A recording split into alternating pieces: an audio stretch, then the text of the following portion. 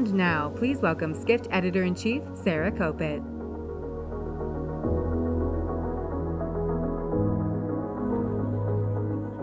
All right.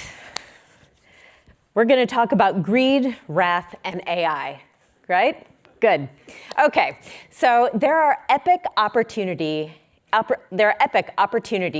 and challenges for the travel sector in 2024. So as I was saying, this is where we're going to talk about greed. This is where we're going to talk about wrath.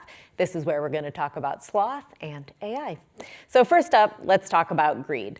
Our managing editor at Skift, Lex Harris, writes about how junk fees are going to be a thing in the past after 2024. Here's why. First off, we're expecting two major announcements, first from the Federal Trade Commission and from the Department of Transportation. Also, the state of California is going to enact two fee disclosure rules in that state. So bye-bye junk fees. We never liked you in the first place.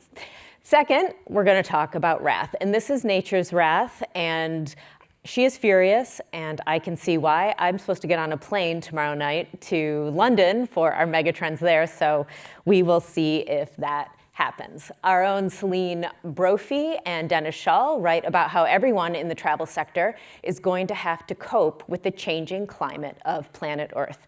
Everyone from airlines to hospitality to experience providers are going to have to pivot and accommodate for extreme weather and for all the other results of climate change.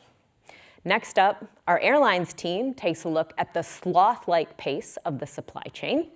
They write that it is going to cause a shortage of everything from planes to parts to pilots. Here's the reality. Boeing and Airbus need supplies. They say demand is high, they're sold out for most of the next decade, and in earnings calls, they say things like, the supply chain is challenging. That is corporate speak for I cannot get my parts. And then we talk about the FAA saying that they need 3,000 air traffic controllers, 3,000. What that means is that the airlines aren't going to be able to fly in and out of places like New York City as they would like to. And during the pandemic, so many pilots and other key airline personnel quit or took buyouts that they can't train younger members of staff fast enough. Speaking of the youngins, any travel executives here in the audience? Our tech reporter, Justin Dawes, writes that your next intern, as Sean mentioned, might be AI.